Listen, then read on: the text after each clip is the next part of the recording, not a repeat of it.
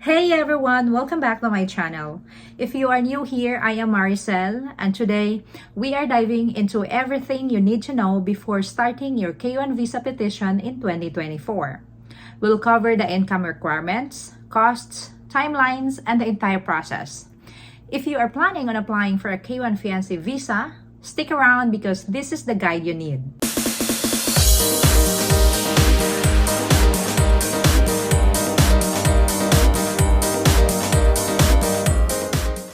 So, what exactly is a K1 visa?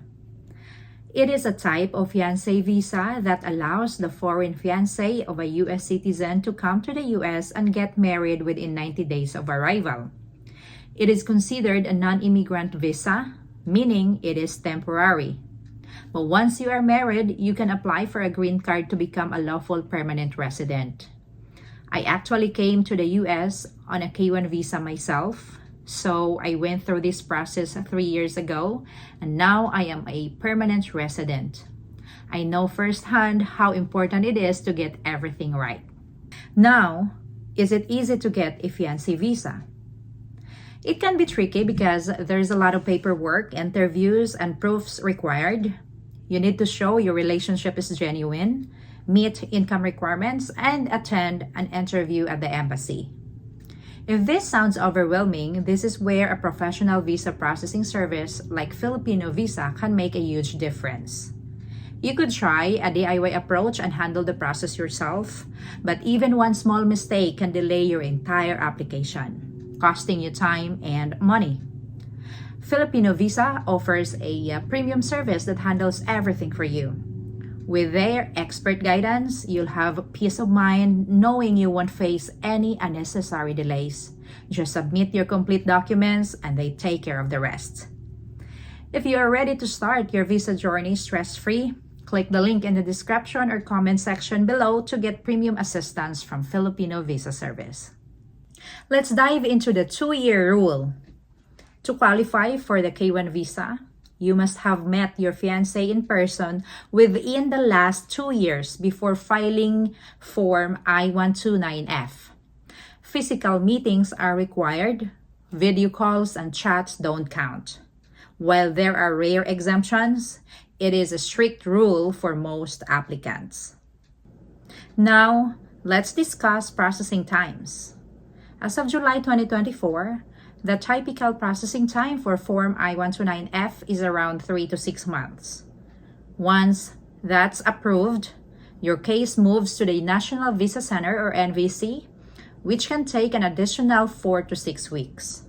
Keep in mind, these timelines can vary, so it is important to regularly check your application status using reliable tools like the USCIS website. Let's talk money. To sponsor a K1 visa, the minimum fiancé income requirement is $25,550 in 2024, which is for a household of 2. As the petitioning fiancé, there are several requirements that are needed to prove that you are eligible to sponsor the visa. One of them is to demonstrate that you have sufficient income to support your fiancé when he or she gets into the U.S. Why? The government wants to ensure that the foreign immigrant will not end up being a financial burden to the country. Active duty military members may have different requirements. Remember, filing fees can add up around $675 for the fiancé visa itself, and green card costs can go up to $3,005. Another key consideration is your criminal history.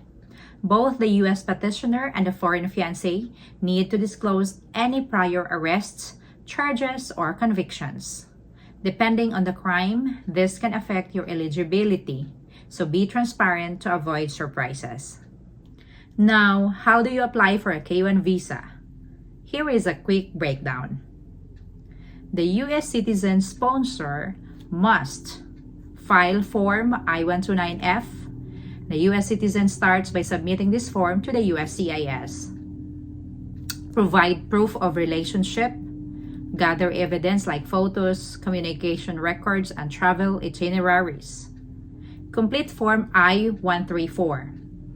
If approved by USCIS, your case goes to the National Visa Center and then the U.S. Embassy or Consulate in your fiance's country.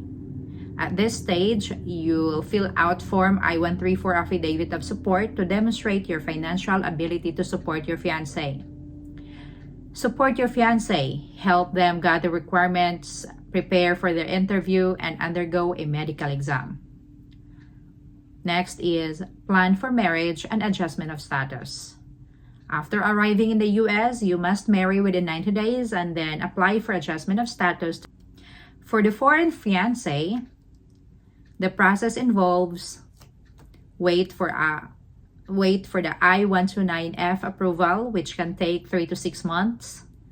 Complete Form DS-160. You'll have to follow the instruction to complete the online visa application.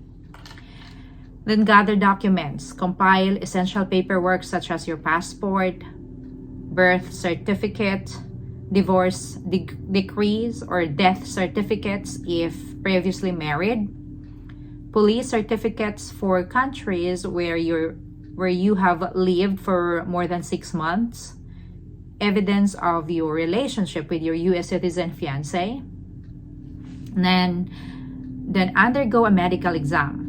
You'll need to schedule and attend a medical examination with an authorized physician at SLEC if you are from the Philippines. They'll check for any conditions that could make you inadmissible to the U.S. and administer necessary vaccinations. Next is attend a visa interview. You'll schedule a visa interview at your country's U.S. Embassy or Consulate. The consular officer will review your application and supporting documents and interview you to determine your eligibility for the K1 visa. Traveling and getting married. Once approved, you'll have 6 months to travel and must marry within 90 days of arrival. After your wedding, you have to apply for the adjustment of status. Apply after marriage to adjust your status to become a green card holder. Tip: same-sex partners can apply for a K1 visa, even if the fiancé's home country does not recognize same-sex marriages. And that's a wrap for today, guys. I hope this video helped clarify the K1 visa process for you. If you are unsure to start with your application, don't worry. Filipino Visa Service has got you covered. With their premium service, you can enjoy a hassle-free experience and avoid costly mistakes that could delay your visa journey. Let the experts handle the paperwork while you focus on what matters most. Check the link in the description or comments for more info and to schedule a free consultation today. Don't forget to like, subscribe, and hit that bell icon so you never miss an update. Thanks for watching, and I'll see you in the next one.